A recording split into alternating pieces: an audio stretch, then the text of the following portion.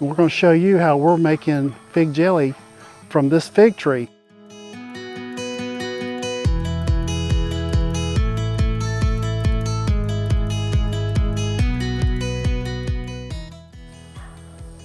Okay, I wanted to show you guys the fig tree that was at my grandparents' house.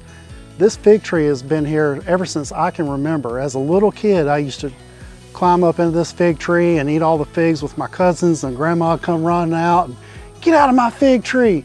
I gotta save those figs, and y'all out here eating all my figs." And she would just make fig preserves, and she would give away fig preserves to each one of us grandkids at Christmas. And I tell you what, I absolutely loved those fig preserves. I've never had fig preserves the way Grandma used to make fig preserves.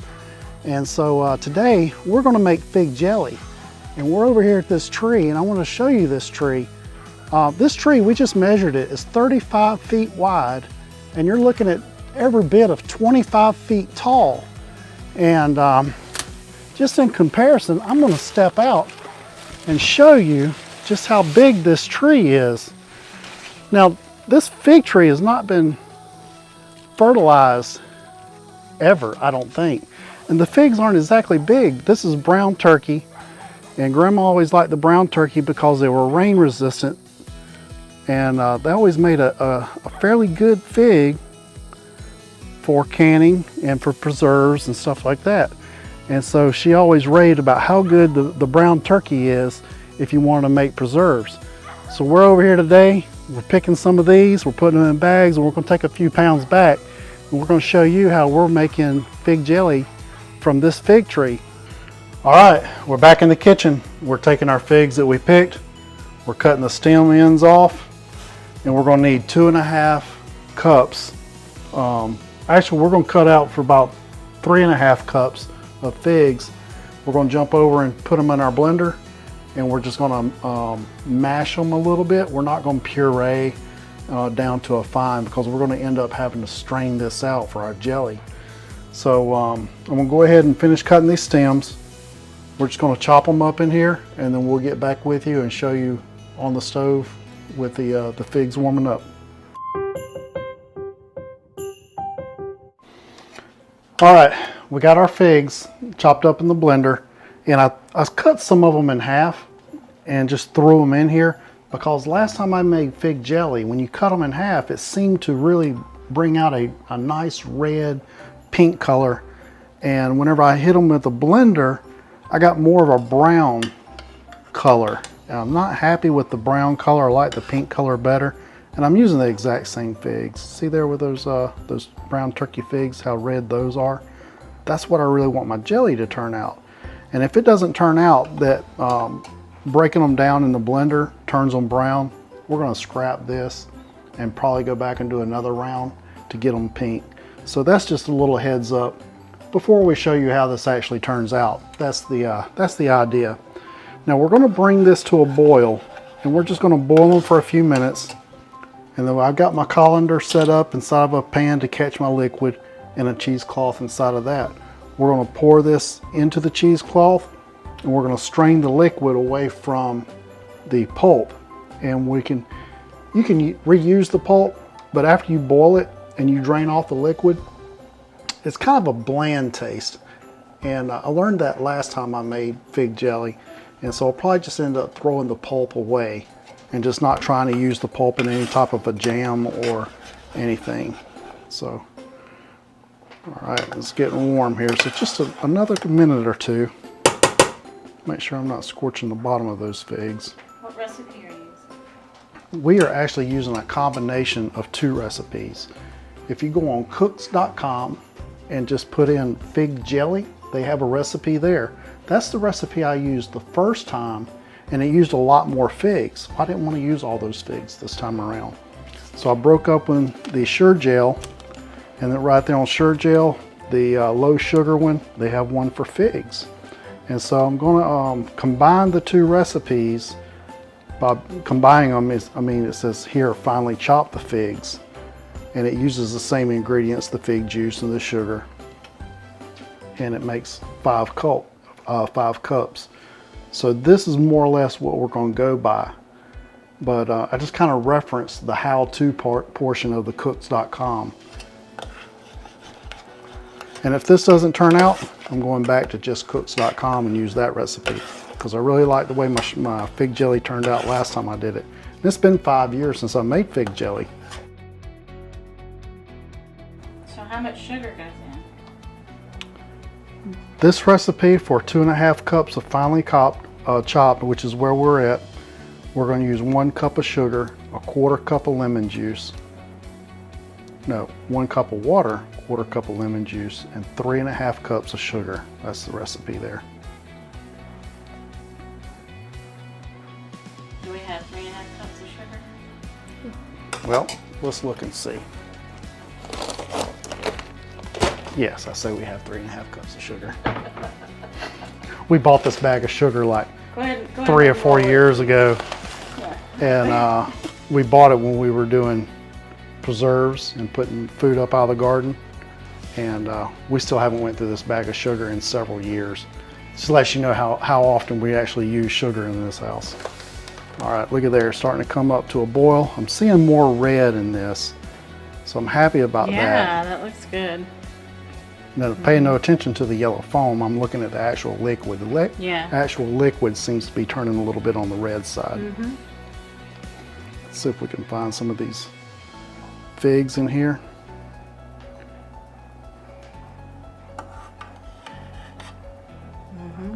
Yep. All right. Yep. I'm seeing some pink down in there. I'm liking that. So how long do you let it boil? Just a gentle boil for just several minutes until your soul feels good about it. Okay. Mine would be scorched.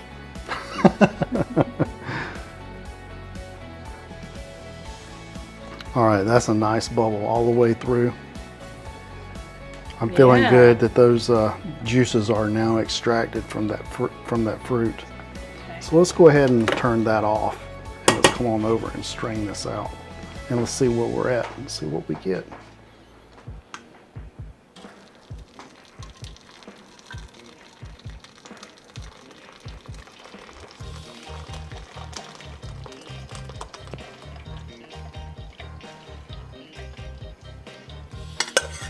Okay, there's nothing but pulp left in there. So we're gonna let that drain out, and then we're gonna squeeze that out of the You don't want to cloth. put the pulp in. That way we can get every little bit of juice. Okay.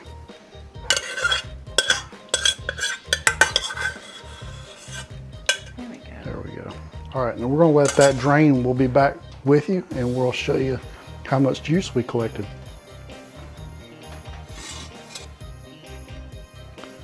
All right, it's been about 5 minutes since we dropped it in the cheesecloth, and we're just made a little knot, and we're turning the cheesecloth and just putting a little bit of pressure on it. We're just trying to get that last little squeezings out, and I got a little bit of pulp that's starting to come through. And I think we're about done. I don't think we're going to get very much more juice out of this. I think that's about it. But we've taken that juice and we've poured it over into this measuring cup. We're right at 2 cups, right where we need to be. And I like the way this color is looking. I don't know if the camera's picking this up, but we got that nice pink color in there that I was looking for. Really happy with that. Okay, we're going to go ahead and move on to the next step. Okay, we've poured our juice over into this smaller measuring cup so I could use my larger measuring cup for the measure of the sugar. So we're going to go ahead and take our 2 cups of fig juice and put it in there. And I'll tell you what, man, that stuff tastes good already. Just getting a little dab on your finger. Now, let's go ahead and 1/4 cup of lemon juice. Put that over in there. Man, look how red that lemon juice made it. That really brought the color out. That's so exciting. Tell you what, let's give that a little stir and just look at that for a second. Look at that. Well, that really made that pink. It looks almost like a tomato juice now. That's gonna be so good. I sure do hope this sets. I'm excited for this. Okay, now we're using the low sugar gel, just in case I didn't already tell you, I don't remember or not. We got 1 cup of filtered water. I'm gonna add that into there. This is supposed to render 5 cups of jelly. Now I've already take our measured our pack. I've poured it into here. And it said to take a 1/4 cup of sugar and combine it into here. So we're just going to add what looks to be about a 1/4. Okay, we got that ready. Well, I heard that real cooks don't use measuring cups, so I'm kind of a half and half real cook. Let's go ahead and enter and combine our sugar in there and get that going. So you're gonna have to get all that out. Until I used a wet cup to measure my sugar into. Let's try to get most of that out of there.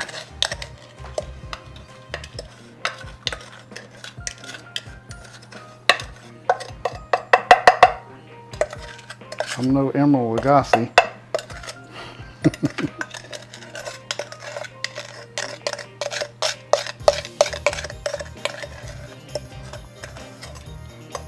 Okay, I think we're pretty well there. You want the spoon?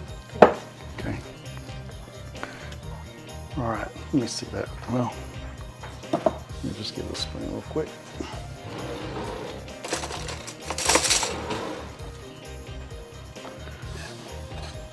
We're just mixing our sugar and our pectin all in together over here. So that mixture is good to go. Kind of keeps it from caking, I imagine. That way when you put it in there, all the pectin doesn't ball up.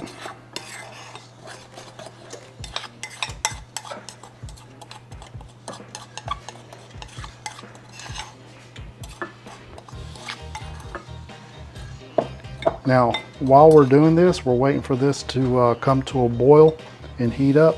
We've got our jars in the oven, and we've got our oven set on 350, and that's supposed to sterilize the jars. And we're already at 243 degrees in the oven, so I'm gonna reach over here and just turn that off. That's good enough to kill any germs that might be on those jars. They're clean to begin with, but you always wanna make sure that your jars are sterile.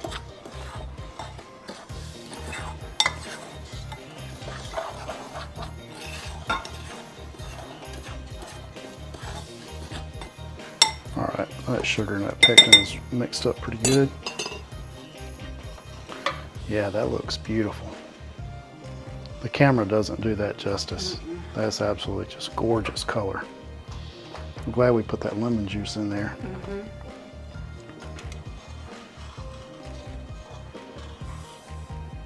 All right, now the recipe says when you can get it to a boil and it will maintain a boil and the boil doesn't go away without stirring, that's when we're gonna add in our pectin.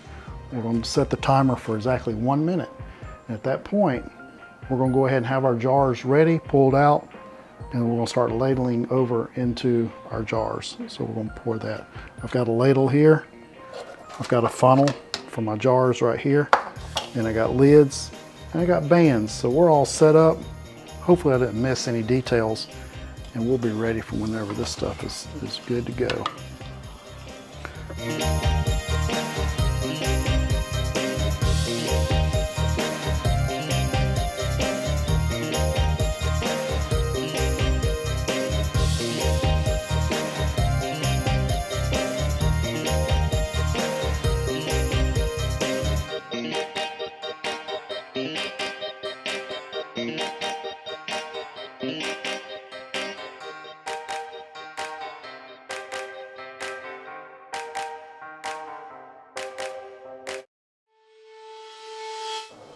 So stir, and if that doesn't go away by you stirring, that means it's ready? Yeah, well, I think we're there. I think we're there too.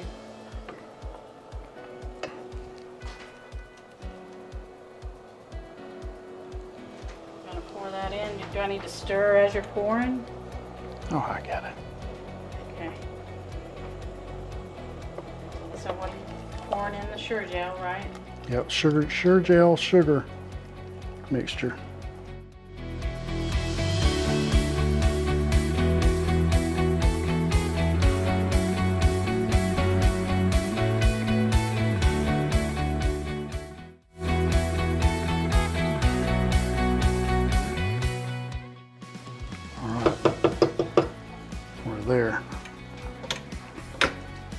ahead and ladle it into the jars.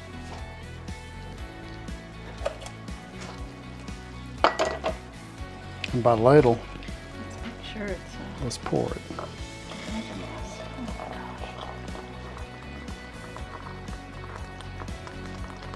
Okay, that's good. Just try not to get it on the rims.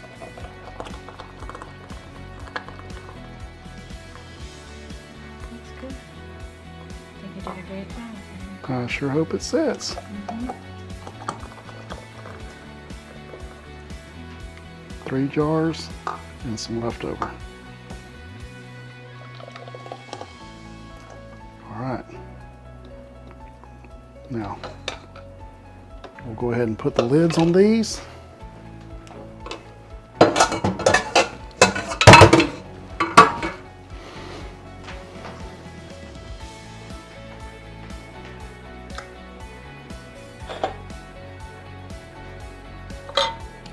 Now, visiting last week in Louisiana, Miss Linda said she turns her jars upside down. So I think that's what we're going to do this time also. Looks like they're behind me and tight on. They might still be hot. Oh yeah, they're hot. I'm not going to grab those jars by themselves. Or, yeah, I'll put the rings on in just a video.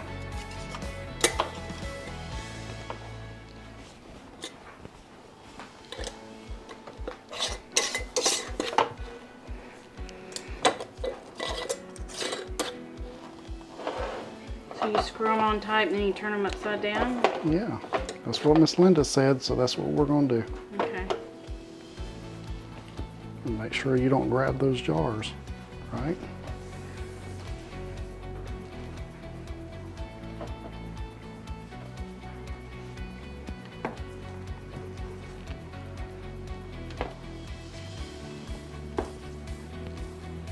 I think we probably could have topped them up a little bit better and not had that 3rd jar. Right. But hey, there's always another batch. All right, we're going to let this cool down. We're going to see how this turns out, so we'll be right back with you. All right, it's been about 5 hours. Our jelly has cooled down, and I'm telling you what, it's set. Look at there. We don't have runny jelly. And look at that color, how beautiful that is. I'm telling you that the cameras just doesn't do this justice. That is a beautiful pink color. All right, so we're going to open this little small one here, and we're going to do a sample, and we'll tell you what I think about it, how it turned out.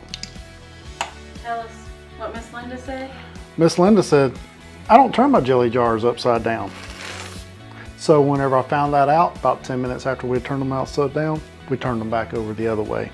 But she did say That she has heard of people turning them over for 10 minutes and then turning them back over. So that's essentially what we did. yeah. All right. So that explains why the jelly's all around the rim like that. That's kind of messy. All right. Nice and stiff. Looks good. Well, we didn't have any regular white bread in the house, so we had a little bit of a hot dog bun laying around. So we're going to load these things up. I'm going to give you a sample taste and let you know what I think about this jelly recipe. Give Miss Michelle, camera lady and producer, a bite. Do you want it over the whole bun? Yeah, but not as thick as yours. That's right. She likes her jelly a little on the thinner side. Uh-oh. Drop that. Is that looking good? That looks fine. All right. Thank you, baby. Here we go.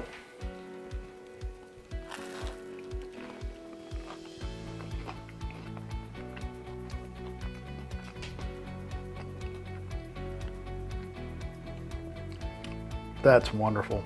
That tastes like nothing I've ever had before. Definitely different from fig preserves.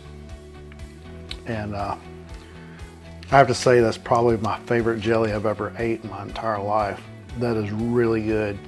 If you have some brown turkeys or Celeste, a few extras off of a nice sized bush, try making some fig jelly because this is phenomenal. We're going to take the rest of those figs. We're going to do this again. We're going to make another batch of those this is not going to last us very long. All right, I hope you enjoyed the video. I hope you learned something. Leave us a comment, give us some feedback. What do you think? And are you in a situation that you have a few extra figs that maybe you could try to making some jelly out of? And don't forget to hit the subscribe button if it's the first time you've watched, and continue to follow us along. We'd like to have you. Thank you for watching.